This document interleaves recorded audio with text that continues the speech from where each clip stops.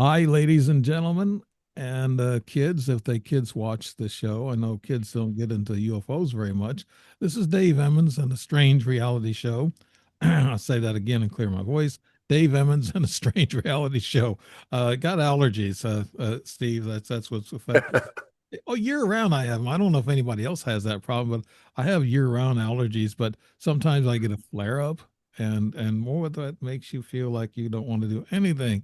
But Oh no. but yeah, but I want to thank everybody for watching the show on Facebook, and I am getting my show out, my webcast, my website, and I have my shows on my website and my books, of course, and I go to Rumble and I go to YouTube and LinkedIn and Spotify. So if you catch me on those channels, you can look my shows up. But I appreciate the Facebook, participation in my shows, and they like a lot of my guests, and the guest that I have on now is very well liked, very sharp, very smart man, and I've admired his investigative skills, his research skills, and what he's doing, and he also works for different people. He works in think tanks and everything. So my guest today, and you liked him before, his name is Steve Mera. He's from the UK. He's an investigative researcher and journalist of anomalous phenomena. His work has taken him all over the world conducting experiments and presentations. Steve is associated with a number of international think tanks and specializes in the subject of advanced UAP studies. So we're going to find out a little bit about disclosure, parapsychological experiments, and paranormal mechanics. He is the author of several books and the head tutor of the UITC UFO investigation or investigators training course. Steve has hosted and featured in over 300 international TV shows and an official spokesman for subject related TV documentaries and movies with Fox TV, Hammer Productions, and many others. He is an executive producer of a number of series and documentaries, an actor, and has been involved in these subjects for over 40 years. Steve Mera, thanks, buddy, for No, coming thank you. on. Thanks. You're a great guy and you're loaded with information. I want to see how much we can squeeze out of you today. Well, do Steve, you know, I love the subject. I've been doing it for 41 years, yeah, so yeah, I'm always busy as much as possibly can be. okay. Steve, Mira, tell us what's going on with you now. We can start off. And I don't Yeah, know, sure. you want to get into what got you started in this? I don't know if other people want to tune in and have, Yeah, well, I mean, I got started at this as a young age. I think my first investigation was in 1983. Um, and I got into different fields of study, from the paranormal to ufological, parapsychological research. And then, of course, I was writing for a number of TV shows, and then one day they asked me to step in front of the camera and say something, and they liked it. And hence, of so many different documentaries and series and mini films and all sorts of different things which I've done over the years. I've done TV work, quite a bit of TV work for numerous different big companies, including Fox TV and BBC America, many in the US, many in the UK and other countries as well. So I like to keep active as much as I possibly can. There is no area within the world of, because you mentioned the name anomalous phenomena. Well, that covers everything. It's a bit weird or strange or unusual. And I just have an interest in all these various subjects. So I've spent over the last 41 years, I've spent considerable time in various different subjects, trying to learn what I can. And it was my plan to try and advance the study of such phenomena. So of course I ended up in throughout the years of being involved in many different types of programs and projects, specialized experiments, and we share that information, invited onto a number of different think tanks to discuss where we currently are in the understanding of the complexities of the phenomena in various different forms. Mhm. And it's interesting because you get to hear certain things. Some things you don't get to talk about, you get to hear about, but unfortunately not talk about until they basically give you a sort of a nod and say, well, you're okay to talk about this now, sort of thing. There does seem to be a learning curve in regarding on the digestible chunks that are delivered to the general public about information. Stepping stones, not too much. Too much too soon can cause a little bit of a ruckus, or it could even scare some people in some cases. Is trying to understand, what type of phenomenon we're dealing with. So my main branch of research is advanced study of UAP.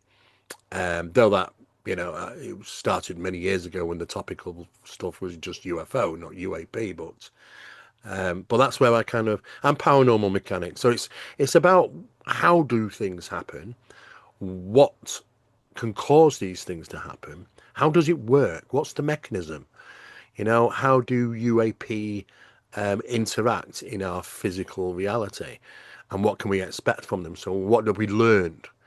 And we're always learning about advanced UAP studies and the experiments. And because now we've got some very specialized pieces of equipment, it allows us to have a better understanding about the phenomena.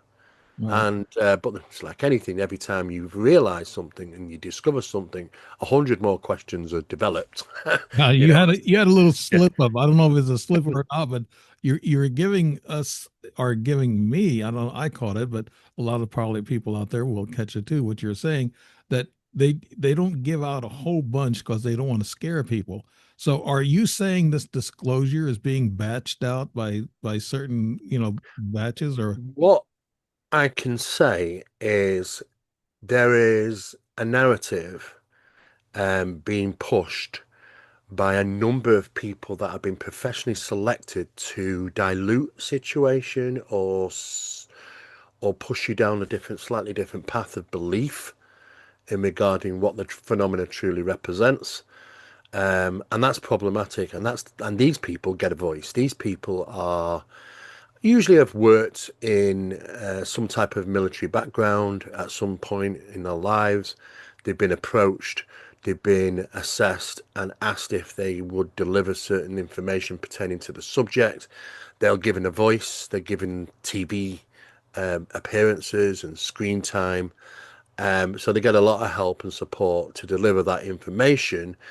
If it gets a little bit too close to the reality of the true phenomena, and then they'll start to steer it away a little because it needs to be a controlled release. And when I say controlled release, it's like digestible chunks through small steps, baby steps.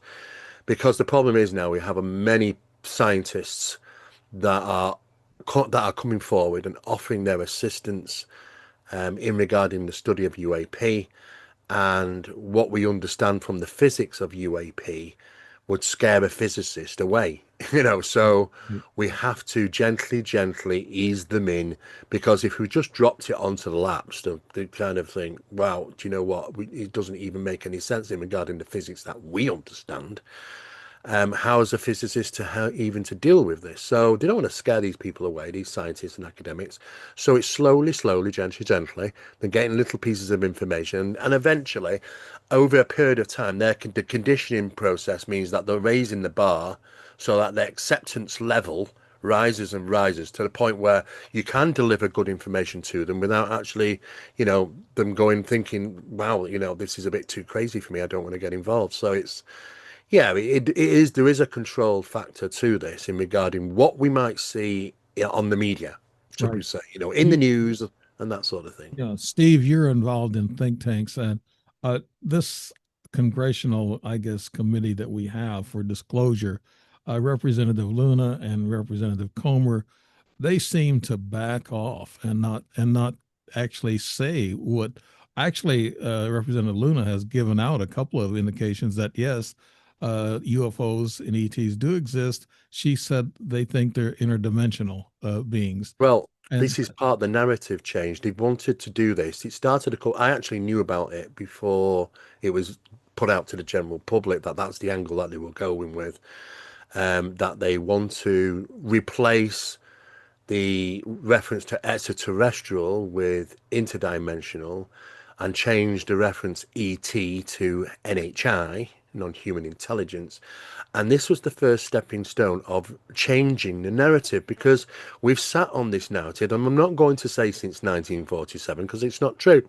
It's been going on for over 100 years. Like this narrative is they're traveling the vast distances of space to come here in various advanced technologies, and for certain reasons. And the problem is, back in 1983, when my mentors came up with that and told me, and I was quite happy to accept that. But now it's a big pill to swallow, and people are waking up and realizing there's a lot more to this than just entities coming from another world and traveling to planet Earth, the vast distances of space. And it's getting to the point now that even academics are confirming this, including NASA, including the Pentagon program known as Arrow, that the evidence for extraterrestrial visitation from other planets is considerably low compared to the new narrative, which is the changing narrative that we're living. It's exciting times. We're living at that moment in time to where this narrative is changing. It hasn't done for such a long time. Into the interdimensional hypothesis and these interdimensional beings, NHIs, which opens the door to many various different types of life form. So it is interesting, that we can see that narrative change happening.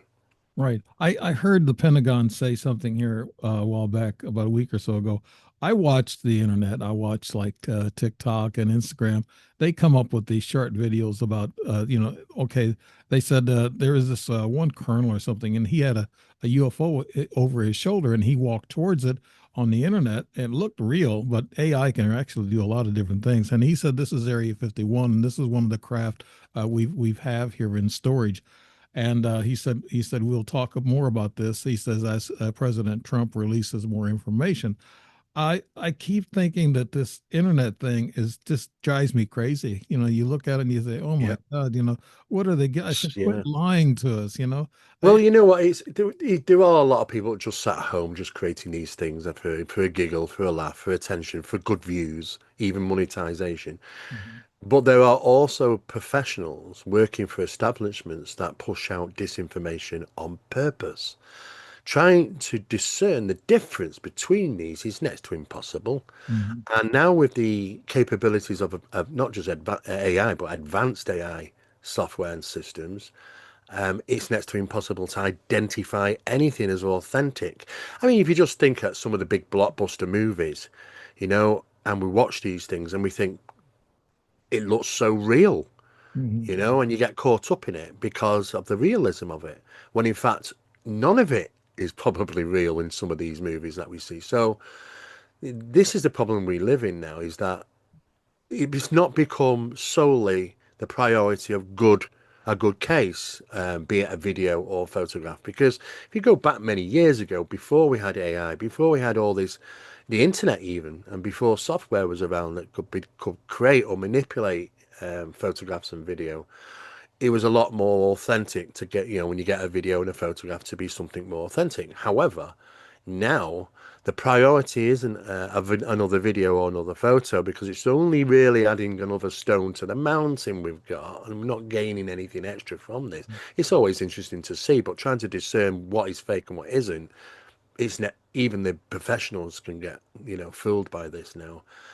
So it's become independent eyewitness corroboration is in number one place now, instead of photographs and videos. So Yeah. times have changed because we can't trust what we see being created in video format now. That's the problem, or even photographs. Yeah. I was asked about on my shows. I have experts like you, and I have scientists that come on my shows. About 50-60% of them are experts and investigators.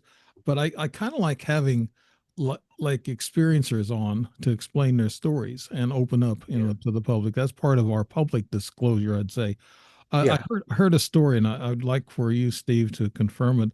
Louis Alessandro, he works with Space Force now, I think, and that's right. Yeah. he's on their payroll, and Yes, he is. people are not trusting him that he's Well, playing side people of the shouldn't have phone. trusted him right from day one, to be honest with you, long before he was involved in Space Force. Yeah. Um, right from his first appearance with To the Stars Academy, if you remember, where he first appeared with Tom DeLonge and Chris Mellon and a number of others. They made an announcement about the Tic Tac UFO and put a huge video or a huge photo up on screen. It's one of the biggest screens I've ever seen, to be honest with you. This was for to be shared internationally, and it was in front of a number hundred of academics and scientists. The unfortunate thing was is that what they showed on screen, which was kind of said to be a photograph of the Tic Tac, wasn't a photograph of a Tic Tac whatsoever, because the photograph belonged to me. Really? And the photograph was out of one of my investigations that took place here in Manchester in 2005 in a place called Eccles. And it was, after thorough investigation of this, a novelty balloon with the sunlight reflecting off it. And it is, I only had that photograph on the internet in one obscure, and I mean obscure location, so it's very difficult to find. And that was on the Jeff Rent's Sightings show, in the archive of 2005, where you can see a series of 6 photographs, not just that one, there was a series of 6 photographs, and they all look different because it was twisting and turning in the sky because of the breeze, and it's reflective, so the sun was bouncing off it. And it was a series of photographs that were taken by witnesses. So I conducted a thorough investigation on that. It was concluded to be a novelty balloon, and I didn't expect to see that being used and passed off as a Tic Tac UFO. Now, Oh, even the novice organisations and establishments in the UK would question, where's that photograph come from? Whose is it? What is it? How did you get it? How did you come to be able to put that on the screen? These questions should have been asked. And these are supposed to be all professional people in the TTSA, not novices. But even novice organisations wouldn't do that. Someone's going to turn around and say, well, where's that from? You know? So immediately, right from day one, where Luis Elizondo is associated to TTSA, to the Stars Academy, there was already hoaxing or faking involved. And of course, I persisted to contact the TTSA because I wanted an explanation, because you've made a real big boo-boo here. mhm. And they ignored me for 3 months. So I went to the American press, and the American press mithed them for a response. You must explain yourself, in sort of thing. They made literally a 2-line information put out to the press, a response, literally just a couple of lines. And they basically just said, we apologize, we made a mistake. And I thought to myself, that is not good enough.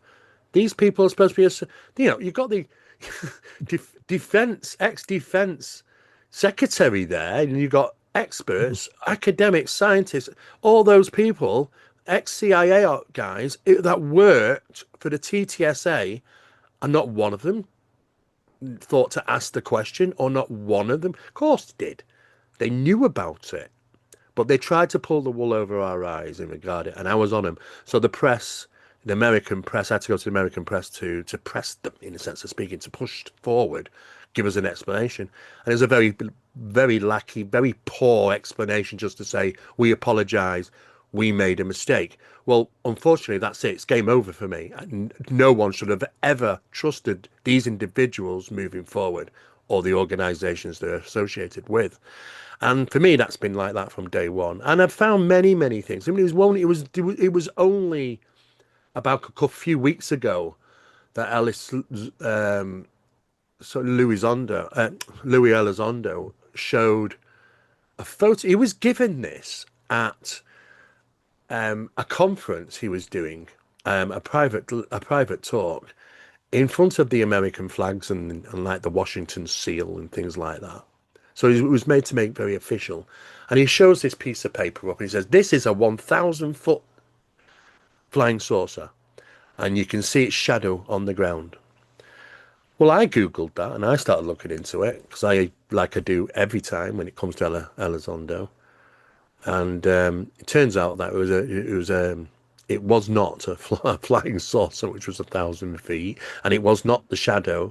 It was an agricultural area where they flatten a circle part of the ground, and burn or darken another PA's area where the soul's been turned over. And it just coincidentally looked like that. Mm. But he ran with it. And then when he got found out, because I found the details and I shared that across the internet, I said, look, here we go again, as well as many others. Um, there was just a response from him saying, oh, well, somebody gave it to me who claimed he was a pilot and took this photograph, and he gave it to me whilst I was lecturing there. And I thought to myself, so some stranger walks up and says, here's a photograph. I'm a pilot. I took this photograph.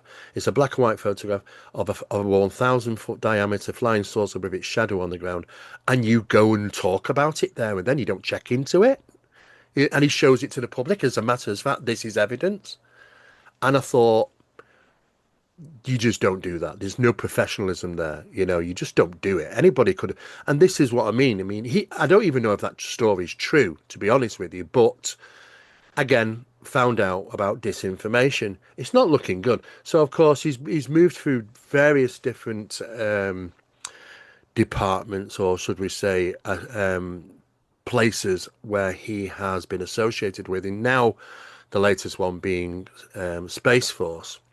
But I am very, very dubious about not just him, but quite a number of individuals. From what I know about the subject and what I know about these people, is that I don't think they should be trusted. I think that they're on the payroll, Mhm. and they are to provide sometimes false information, which does get some people are really good researchers and they find out, well, this is not true. So you've got to be very, very careful about who's getting the prime time. Here's the biggest clue.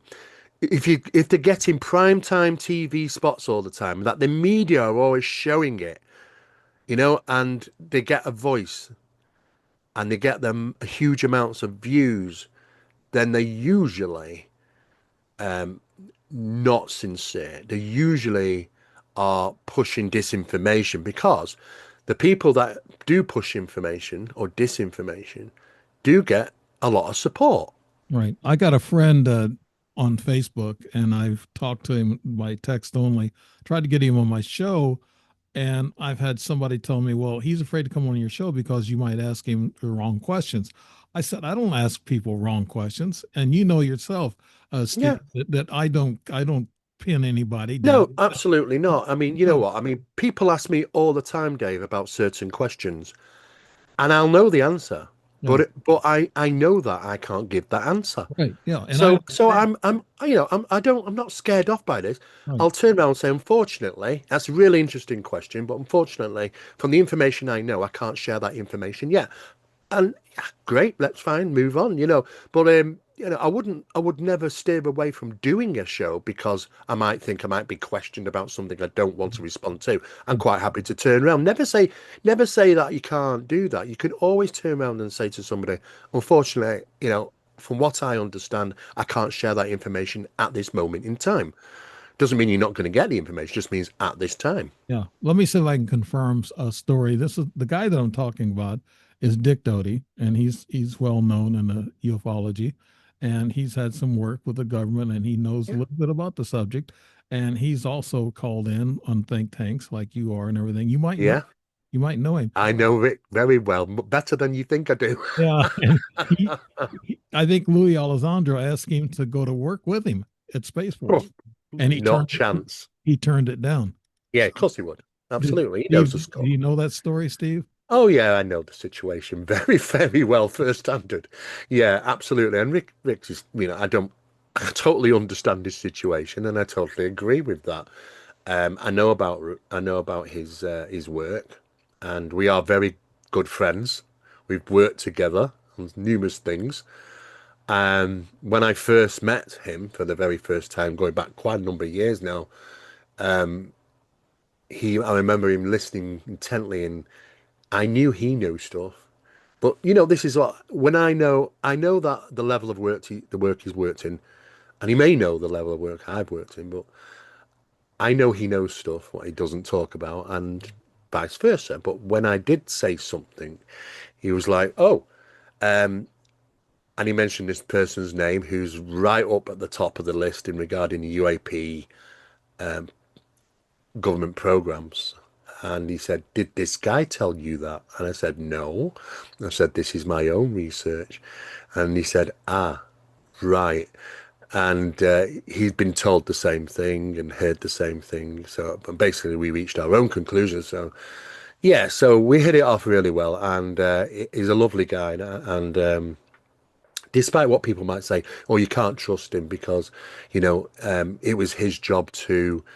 To put disinformation out and lie about, when people got a bit too close to government information and the government didn't want them to know. Well, it was his job. I mean, what do you expect? Right. And, there's also people who I've also heard said some terrible things about him saying, oh, well, he's responsible for other people's actions. Well, you're not. Because if you go and tell somebody that you're wrong or it's not the truth, or and it's disinformation, it's up to them how they handle it. You can't blame somebody about how other people might react. Mhm. And I think he's had a hard time with that, and I totally get it. But I know that where he's worked, and we've discussed, and I know that the connections that he has because he has been associated or is associated to what I might refer to as the advanced working group. I can't tell you who those are. Mhm. Um, who wanted to ask me questions. I weren't allowed to see them or hear them, but it was arranged by Rick, and it went very well, and it was very intriguing. So I'm aware that there are people at a higher level that are aware of my work and the research and the things I do, and I'm aware that they are also aware of what discoveries they've made.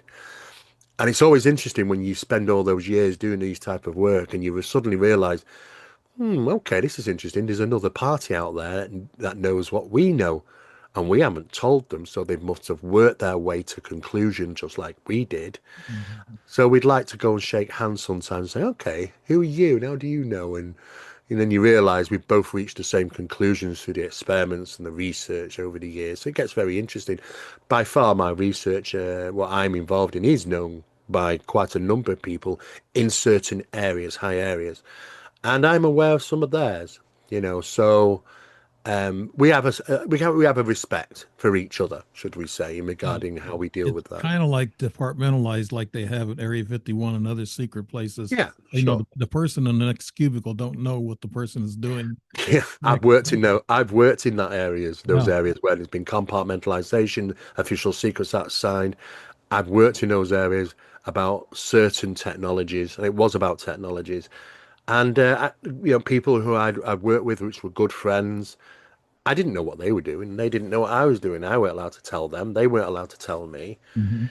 So sometimes it's just a piece of the puzzle of a bigger picture, so you don't work out what these pieces make at the end of Right. the day. Let me ask you about, you mentioned the Pentagon a while ago, and I've heard some stuff about the Pentagon, about this, about the drones and everything that's around New York, New Jersey, and also in London and all over Mm, the world.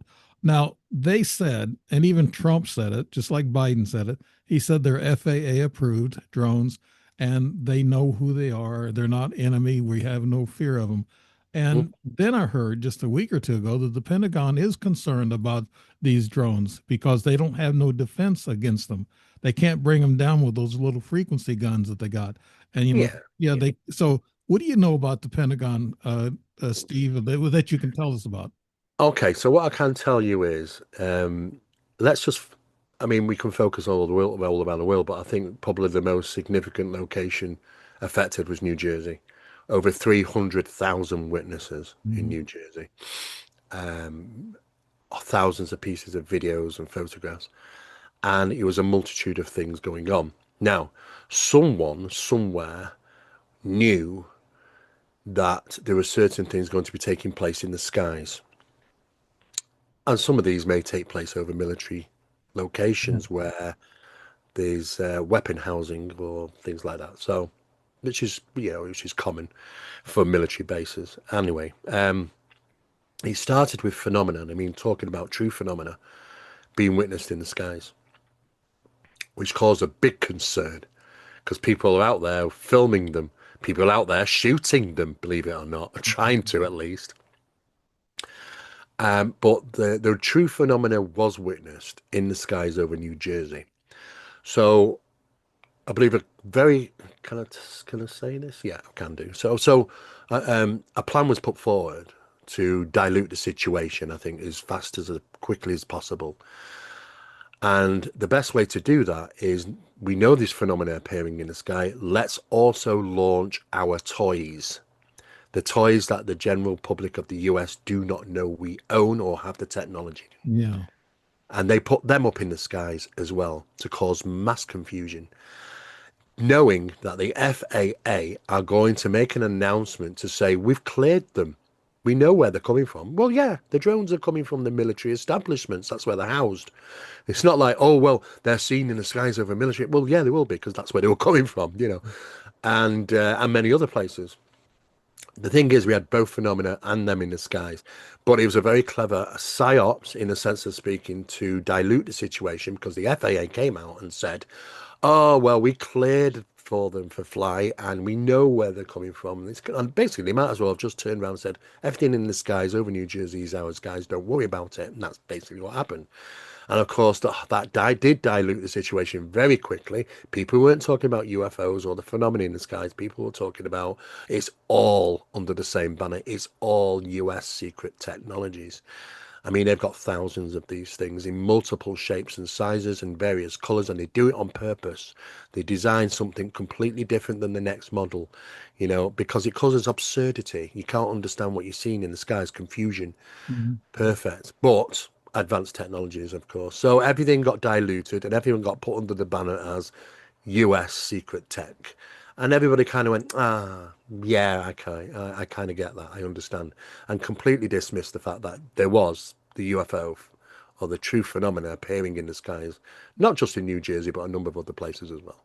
Yeah, and it still goes on, but not as much as it did during that two, three It month. was like a demonstration, the Yeah. phenomenon, Uh, really. there was a governor, it's either New Jersey or Holcomb of New York, who complained to the federal government that they need more resources because they've had a couple of military bases just in the past couple of weeks have drones fly over their military bases. And That's right. they want the federal government to help them out. And so, what's to that story, Steve? Did Well, you? the problem is that the people that are requesting the assistance don't know that they own the technologies. So they think that they're foreign, that they might be coming from another country or, and that sort of thing.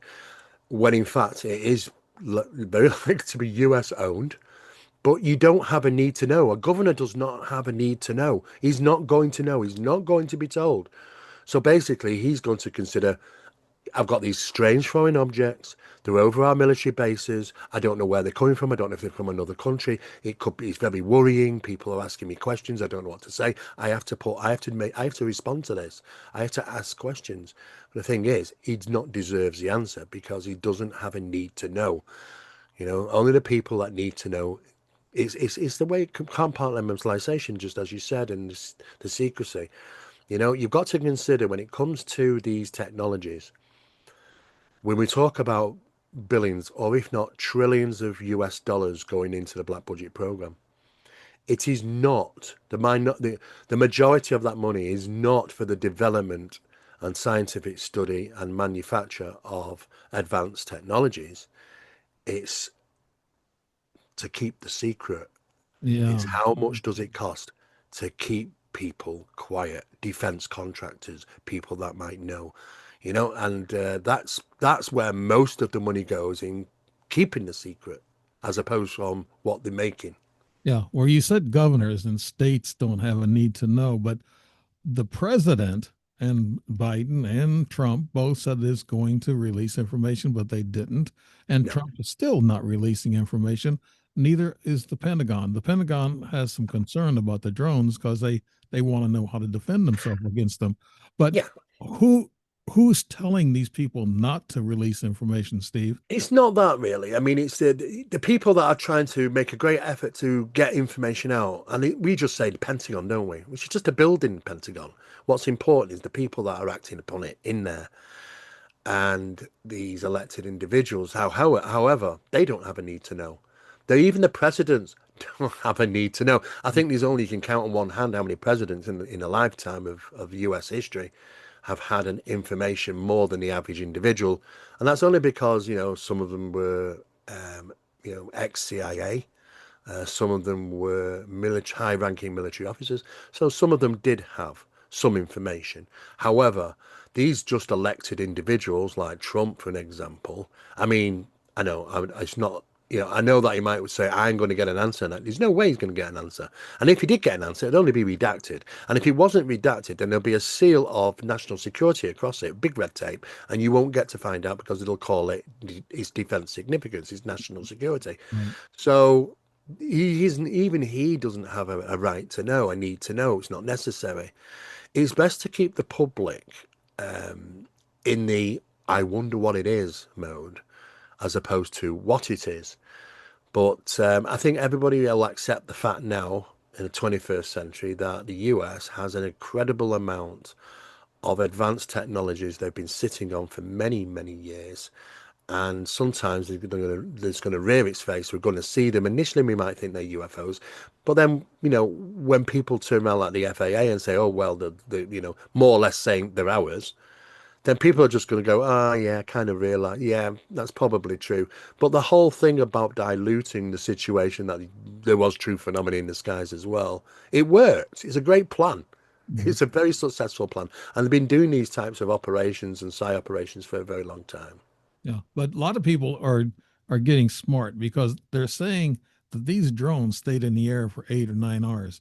We Yeah. don't have drones that can stay No. that long, and Well, not in the public domain, no. yeah, they got zero, I guess 0 point energy, whatever, and then they got this anti-gravity propulsion, and what keeps them aloft. And is that right, Steve? And do Well, there are many ways of anti-gravity. I mean, it's not as simply as that. It's just 0 point energy anti-gravity. Anti-gravity development, which took place, God, I mean, it must have been, well, I mean, you can talk about Tesla initially, yeah, in the late 1800s, early 1900s. And then there was Brown who also worked on this, and then right through to the 1920s, 1930s, and 40s. Yeah, we've been sat on this for a long, long time. There are mhm, many, many ways to create anti-gravity. Numerous different methods, numerous different propulsions, numerous different pieces of equipment to generate it. There is not just one way. There are quite a number of ways. But that's old stuff now, anti-gravity, because it is leaking into the public domain. You can actually create anti-gravity devices or anti-gravitic devices yourself. And that's basically just getting pieces of balsa wood, put a nail in it, make up a triangle of it, put a nail in each corner, wrap a copper wire around three pieces of nail and put 10,000 volts through it, and it'll hover silently off the ground. Anti-gravitics. It's the same process of what they do with the stealth bomber, or how the stealth bomber can lift off only using half a runway size it should need for its size and weight. However, by applying that very same process through its wings, it literally reduces its weight by half its value, allowing it to take off on a very, very short runway. Aviation specialists were really confused about this. How does it do that? But that's the secrecy. Now, you might go and see a stealth bomber at an air show, but you're not going to get up there and start touching it and stuff. You're not no, going to get that close no, because it's still quite classified in regarding even just the basics anti-gravity gravity. And the thing is that you can make anti-gravity devices even in your kitchen at home as long as you can create about 10,000 volts and apply it. It will start to hover around on the ground, off the ground. So you can see these toys on Amazon where these things float above. yeah, magnetic ones. Yeah, Yeah, I magnetic. know. But I was thinking that okay, now these machines and everything they're talking about, who is, I mean, census committee. I mean, Luna and Comer, they're turning out to be clowns because they said they was going to come out and tell everybody everything. No, I'd like to know why don't they just give us some explanation like you're saying, like piece it out to us, and batch it out to us, whatever. But they're not even doing that. They stopped, actually. This committee just doesn't do anything anymore. So I'm kind of let down because I thought Trump and his administration were going to release no, all this information, but yeah. no. All right, Can you tell me, there's been a lot of word and a lot of people are catching on. When you see these signs and protests in the street, you see, and this is for entertainment purposes only, I have to say that, but they carry these signs that said the cabal, and Yeah, yeah. they say the deep state controls the world. They said the Pope and the elites control the world.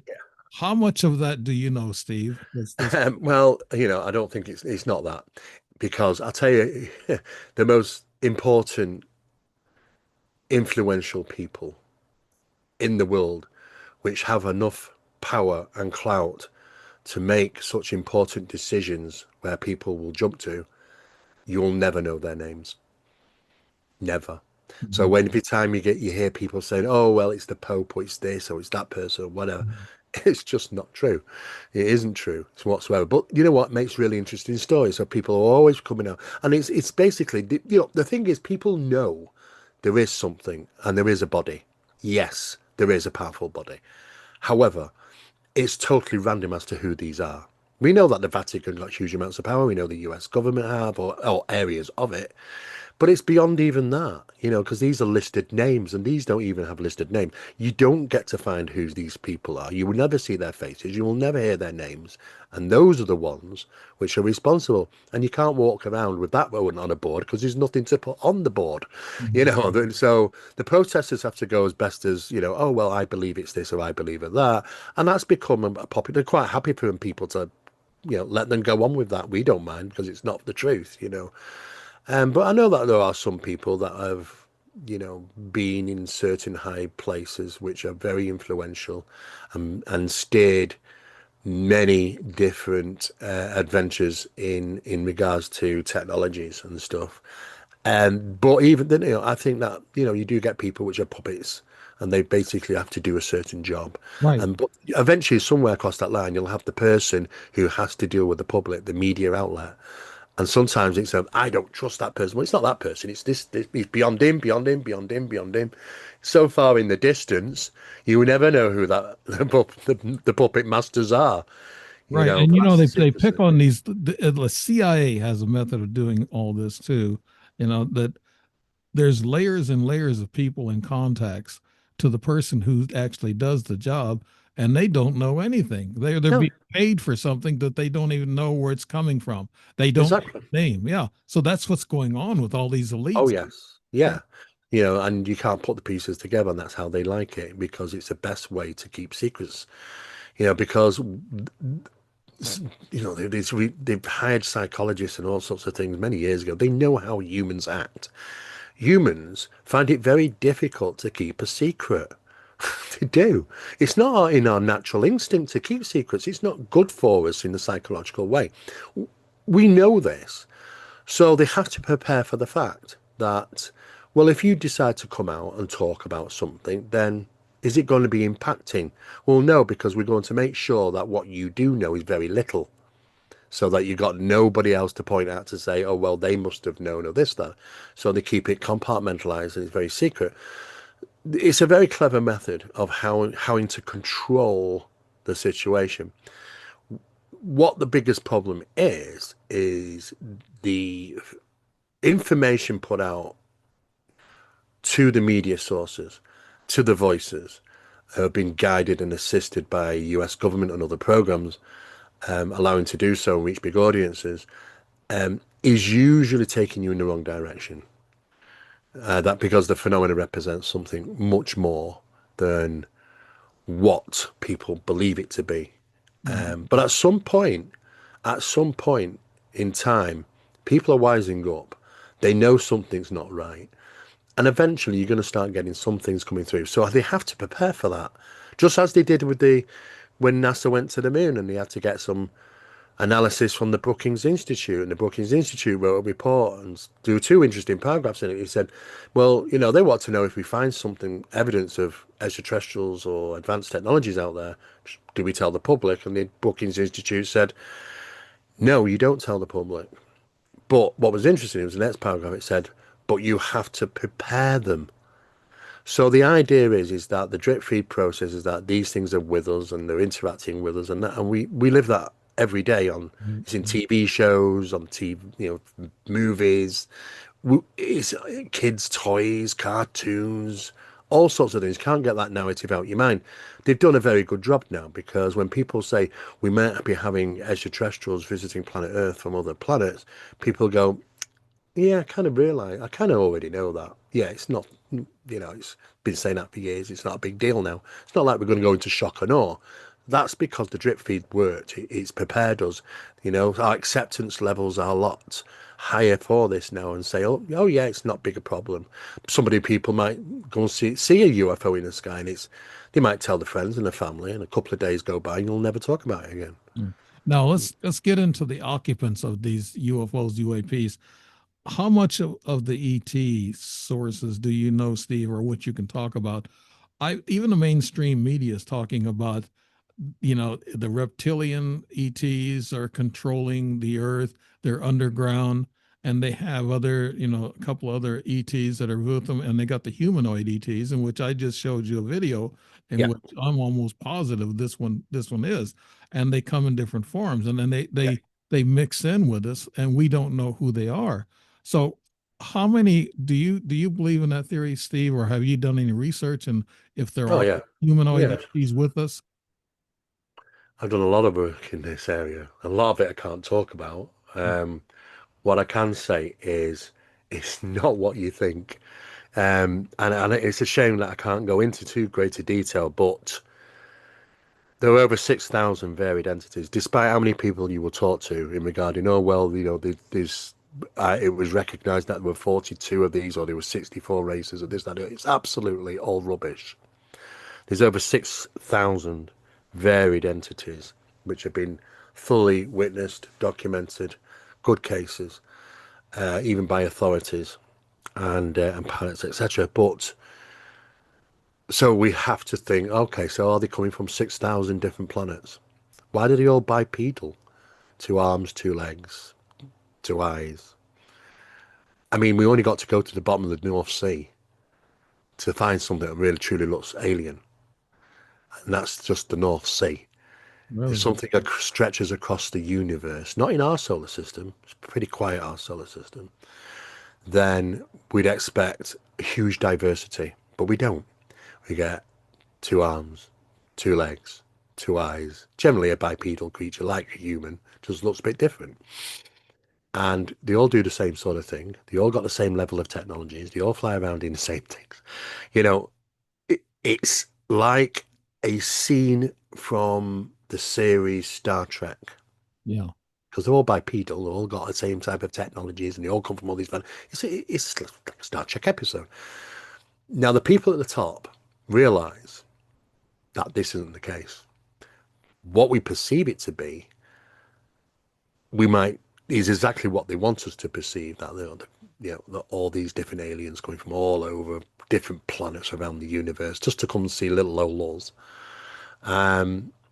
And that's not the case, and we know that's not the case. We know have the evidence that it's not the case. But it was the easiest thing to put forward to the general public so many years ago. The hypothesis that it's got to be coming from it's not from here, so therefore it's a life form from another planet. So how did it get here? Well, they must be traveling here in some type of advanced technologies because we didn't have the advanced technologies to do that, and we still don't. In if it was it, well, I'm not going to say we still don't, but we still don't if it's human means technology. If it's advanced technologies that is stolen tech or gifted tech from them, then yes, we might do. Just as Ben Rich said many years ago, who's head of Lockheed, and said, I think this was in the 1995 or something, and he said, at the end of one of his presentations, we now have the technology to take ET home. And you know what? He was absolutely telling the truth. Of course, they do. But it doesn't mean that they made it. He didn't turn around and say, we've manufactured and take the. Oh, Didn't say that. It just says, we now have the technology. We now have it. yeah. We not build it, created it. We now have it. Is that So it gets very interesting. Steve? Is that the secret space program they always bring up and talk about?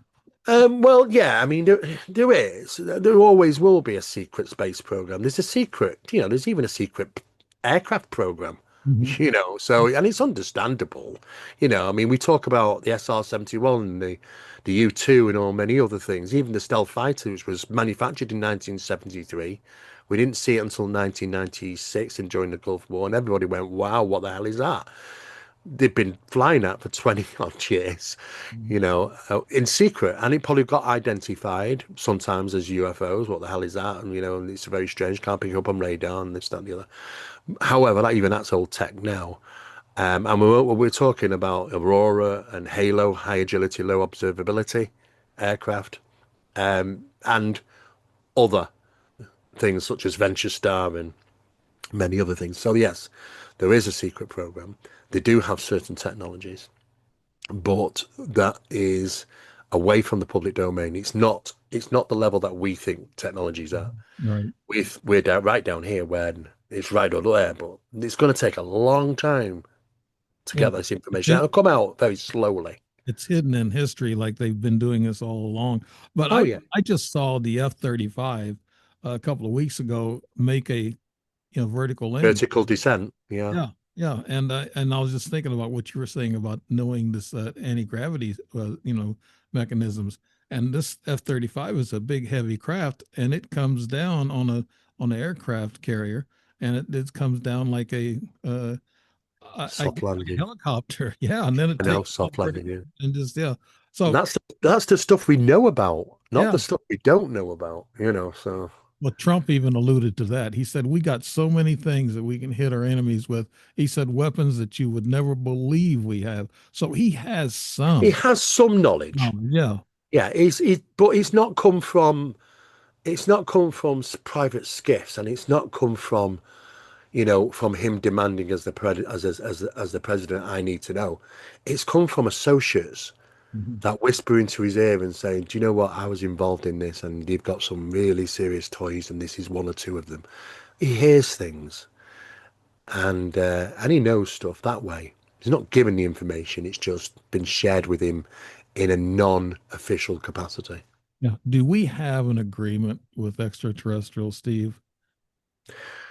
We do have an agreement. Yes, I would say absolutely. Well, I know that there is certain things. Yeah, what we refer to dual programs. Them us going in and doing things or creating locations where they are later occupied by them. Yeah.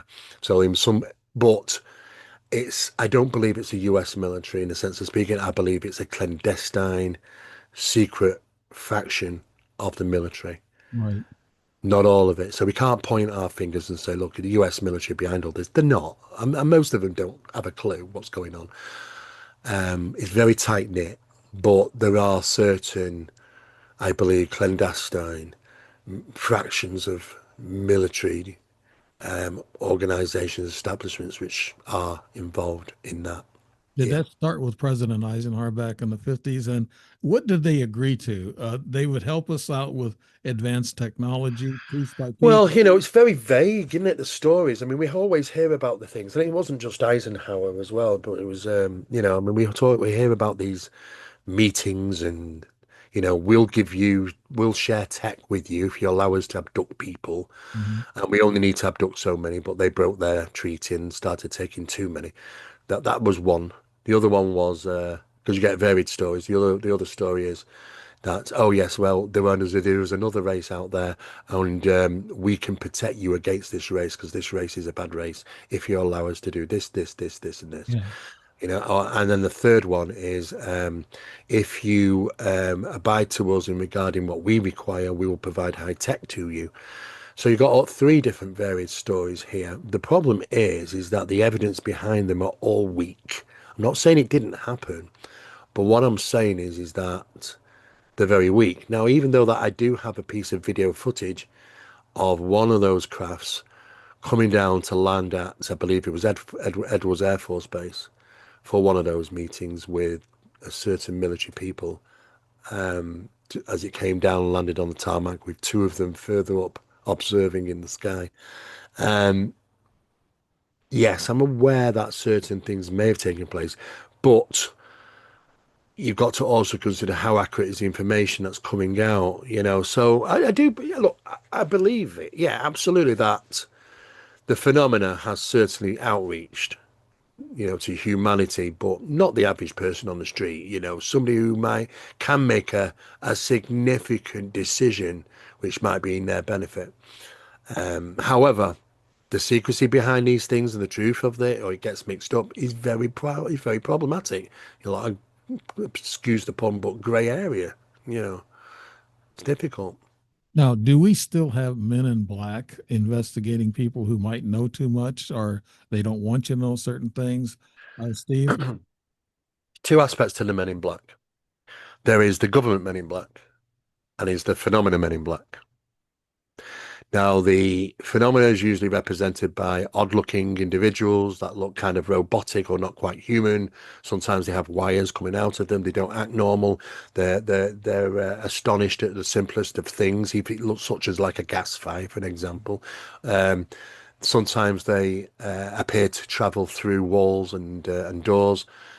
Sometimes they have the capabilities of psychologically blinding you, in a sense of speaking. In other words, people that had never let them into the home just opens up the door. They sit there and allow them to interrogate their 14-year-old daughter without saying anything, which is crazy, but they don't act normal, so they're taken over psychologically. Sometimes they seem to appear in vehicles that don't make any sound, or even on a gravel road, nor foot sounds, from walking sounds on the gravel, no sounds whatsoever. And they appear and disappear very, very quickly. So that's kind of more the phenomenon. But then you do have what I refer to as the government Men in Black, and they're not always Department of Defence or the Ministry of Defence, or even Ministry of Agricultural, Fisheries and Foods, which regards to farms in the UK where they've been posed as.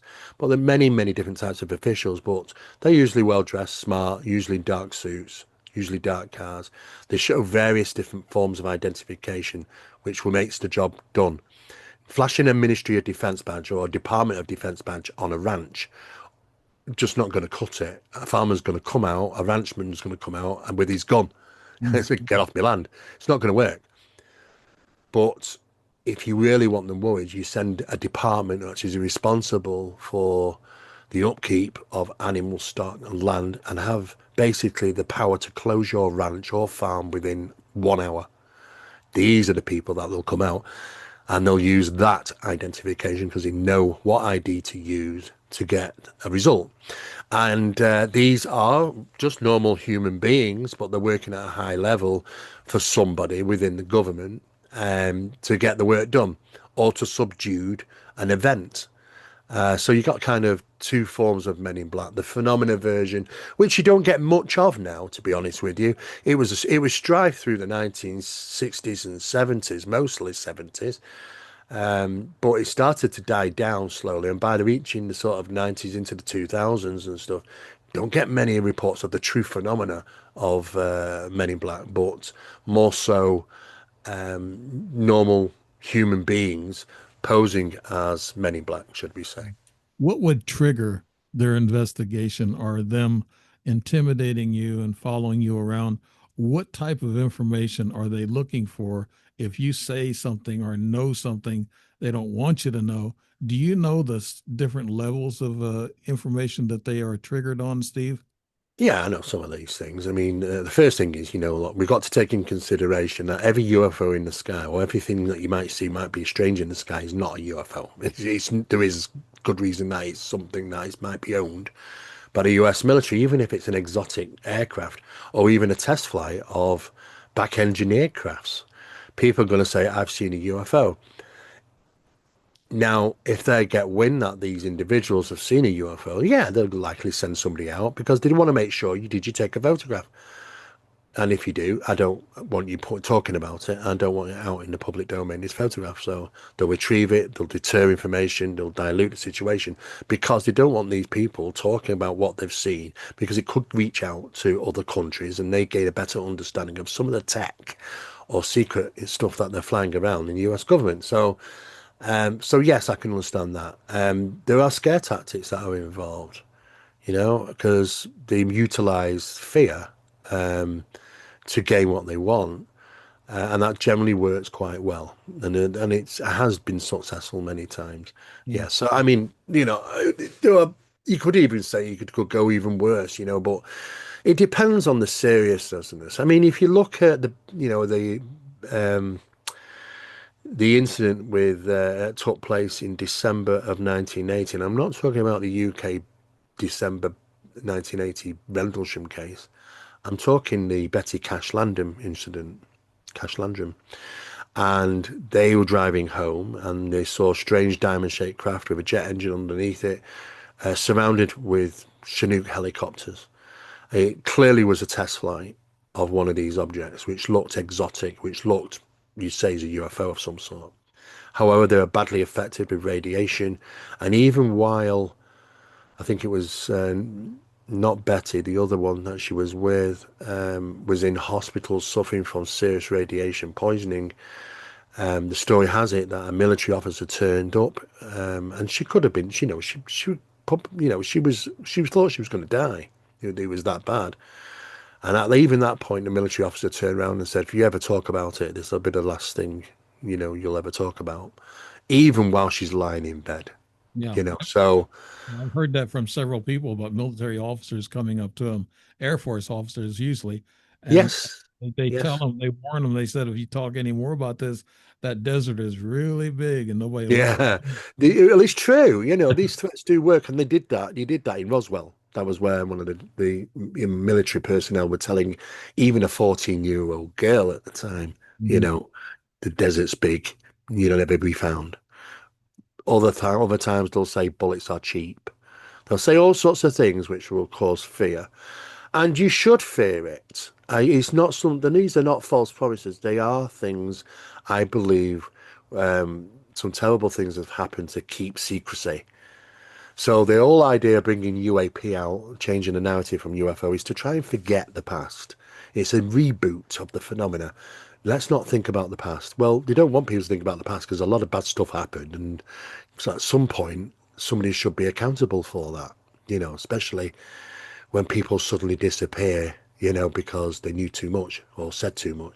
And yes, you can guarantee that it's happened at some stage. However, the secrecy behind this is thousands. It's like, when we created Oppenheimer created the atomic bomb, which was said to be the biggest secret in the world at the time. No, it wasn't. I mean, the UFO stuff is like the atom bomb on steroids. Yeah. And that's maybe because people didn't know it because it was that secret, you Mhm. know, and it was a matter of keeping it control, a huge amount of control on this. Let me ask you this question. I have, and I don't want to get too much into my personal things, but I've had people follow me in the early part of the year, and they were in trucks, and they looked like typical guys with, like maybe construction clothes on, and they were sitting there staring at me, watching me in my back of the complex. And that was the first one I saw. And then when I drove out, I thought I'd drive by him, but he went out on the highway and he was sitting there, and I went by him real slow, and he just looked at me, gave me a dirty look. It's intimidation from the low level. I guess people, they give them a couple $100 and they say, do this, This follow this me. is you're absolutely right, David, because I mean that's happened with me, but if they wanted to watch you and you not know, they can do that very easily. They're so professional, you would never know. Mhm. But it's when they're in sight and they do let you know that Yeah. you're being watched. That's intimidation. It's not about I want you to follow him and find out what he's doing or watch him or anything. It's about intimidation that because if they really wanted to just follow you and find out about stuff, you wouldn't even know they're there. Yeah. And that's Yeah. how good they are, And you know. I'm a low level influencer. So I don't know a big shot, and It's not necessarily that though, David. It could be because something that you're even unaware of what you've come in contact with at some point. That might be what's interest. something that I don't even remember or regress, right? It could be. It could be. You might not even know. Well, there's They been might a lot of know. crazy things happen to me. Uh, so after about the fourth person I saw looking at me and following me, I took it to the police station. Yeah. They looked at me and they didn't know what to do with it. And they said, No, no. they'll try to track down this one text phone number, and they said Mm. you probably never find it. And I said, yeah, I could kind of figure that. But after I did that, it stopped. Uh, Yeah, but I get windy. Yeah. but I got it. I'm watching a certain guy in my complex that's kind Mm. of strange. So I watch him, and after about two, three times, I kind of figure out that's just like the ET humanoid I told you about. I didn't think that I didn't really come out and say after I met her that she was an ET until about 5 months later when she proved herself, and then when they did that dumbing us down, Yeah, yeah. that kind of said, okay, Dave, you have an ET here, and that's like a Yeah, I positive mean, they effect. can't control the actions of these intelligences. I mean, they do what they want. You know, they no power really over them, but they're very concerned as to, well, why would they reach out to certain individuals? Why? Or, I mean, what makes you different than somebody else? Is it because that you've been introduced to phenomena at an early age, and that there's some type of an attraction there, or it's some type of initiation? Who knows? But they are interested in these events. It's happened with many, many different people. So sometimes they'll monitor for certain reasons. Sometimes these guys that are doing it anyway, they haven't even got a clue why. Yeah, Why would they tell them? They're not going to tell them right. to just say, observe and tell us everything you see and hear. Well, I told you a story a while ago, and I thought maybe I'd ask you on the air about this young girl who's been kind of like following me around, and I've seen her four times. My wife saw her twice with me, and uh, and I just saw her last week at strange places at strange times, and I don't know if could she be a hybrid child of mine, or is she? Somebody told me they could be time travelers. And what do you know about time travel, Steve? I wanted to ask you that too. Well, yeah, they are time travelers because the phenomena utilizes space-time. So, in a sense of speaking, yeah, they're time travelers. Not in the sense that we might think, like, jumping in a time machine and going back so many years, but they do, and can do easily. And not just that, as obtain information from future events as well. So, because we got evidence of that. So it's, in a sense of speaking, they are utilizing space time. And when they do that, in a sense of speaking, they are time travelers in a sense. Right. And you've had experiences. I don't know how much of that you want to talk about, but you said you've had like kind of like little paranormal electronic experiences, and I've had electronic experiences with my cars, both cars. Now, Oh yeah, well I've had that. Yeah, I mean those are later in life. I mean my first experiences with the phenomena was when I was 7. It was initiated when I was 7, and it never stopped. Just carried on all my life. I thought it would stop when I was in my teens, thinking more, your body chemistry changes and and you get interested in gills or whatever, but and you just something that disappears. No. And it's still just as strife as it is today. In regarding aerial phenomena, I mean, we have probably about 2 or 3 paranormal incidents, every couple of weeks or something like that. UFO sightings over my house, because I don't have to travel anywhere really to see them, right. is in, there's been hundreds, because I'm only recording or photographing about 2%, to be honest with you, but I've I've got videos, I've got the photographs, some they'll allow me to take that. Sometimes I see a big structured craft and they won't allow me to record what I'm seeing. So it just turns out to be an orange ball of light on a camera. Even when somebody's with me, they're filming a ball of light, and we're both confused as to, well, that's not what we're seeing. So yeah, they can do some clever stuff. And it's just constant. They won't leave me alone, and I won't leave them alone. But they started this. They Yeah, came and they came knocking at my door. me too. Me too. So I like, okay, fine, if that's what you want. Now, So it's interesting. is it the consciousness and what you're Yeah, interested in, and they know you know them, of and course, that why absolutely. they're more associated with you and myself because they know we know who they are, or we don't Oh know yeah, exactly who they are, but we know what's going on, right? absolutely. Yeah, absolutely. Yeah. I mean, it's so obvious now over the years of having these experiences that I can recognize that when phenomena's around, and I'll go out to observe it, and hey presto, it's there waiting for me. No. I Sometimes I've got bored of watching them and gone in, left them there in the sky.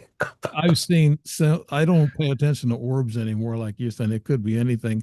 I wait until I see them up close and I see the structure and everything of that nature. Exactly the same, yeah. Yeah, I've seen six of them, so I wait for the real ones to come up and show me. But we're to about an hour and 10 minutes, and we're why don't we go ahead and close off the show and tell us where we can find your information, Steve Mera, and your books. Absolutely, yeah. I mean, my books basically, I mean, I don't deal, I mean, so many different types of things I'm working on, but all my books are usually available just through, Googling it, to be honest with you. My books, they're on Amazon, so you can get them from Amazon as well. I do have my own YouTube channel, which is Steve Mera Official. That's Steve Mera. It's my second name, Steve Mera Official YouTube channel. I am regularly putting in from, well, as much as, and I say regularly, as much as I possibly can, because what people don't realize, I've got to go and do the research. I've got to go and do stuff. So Right. it takes me away from the channel, but I'm always delivering as much as I possibly can on that channel. And some of them are high advanced studies in UAP, Project Doorway, and other things like that. So I'm available through that. I would say to most people, look, if I am reachable, and people can contact me. I always try my very best to do that, and I always say, look, the best way to just reach out to me is just Google my name, Steve Mera, Mera, and you will find me. It's a very, I mean, I've not got a very popular name, and it's easy for me to find people. And a load of information will come up there, which I'm involved in. If it's not TV, if it's not radio, if it's not podcasts or series or doing something on a film or whatever, then it is the books. It is a UFO investigators course. It is lecturing, and it is doing events. So there's so much I'm involved in. So depending on what people are interested in, what aspects of it, or even all of it, they can reach out to me. Contact my details are up there. I have no problem sharing my contact details. I'm reachable anytime. I've always made sure that's an appropriate thing to do. So that's the best way to get in touch with me, really. Okay. Steve Merrill, we've been together, I guess, three times, and I admire your work. And I guess you do a lot of traveling, right? Back and forth Yes, a lot. Yeah. the states, and yeah, so that's it's very admirable to have somebody on the show that's very, I guess you're in depth in a lot of topics in this UAP subject and ET. It gets into a I lot of am. yeah. Yeah, but I mean, the thing is, I've got my feet in two different camps. One camp is, some type of skiffs or private or even corporate think tanks, but also I'm a member of the public, Mm. and and I serve them as well in regarding what material I can tell them I will put out, what material we've learned, information we'll put out. But there is more information to come, but it comes at a time. There's always a time and a place about information. It was never accidental about when these UAP hearings started happening. Oh, it was all planned about the narrative change and how to do all this sort of thing. So, yeah, there's a time and a place for everything. But you know what? We will get there. It's just going to take some time. But look, what we learned from this, all right, we might not be getting great information coming out from UAP hearings, but it's no longer the topical thing of which is the elephant in the room anymore, is it? You Right. can you can quite easily say talk about UFOs or UAP now comfortably because it's acknowledged across all the media streams, in the newspapers, on the media papers, in at a Pentagon level. Even scientists are talking about it. So that's a good thing. So we have taken a massive step forward compared to where we were. Okay. All right, we'll end the show on that, my buddy. And you turned out to be a friend and helped me out on this show quite a bit. And Yeah, pleased to do so, the David. people like you, and I like you. So Steve Mera from UK. People, you've been listening to The Strange Reality with Dave Emmons, my guest Steve Mera. We want to sign off now and say good night or good evening.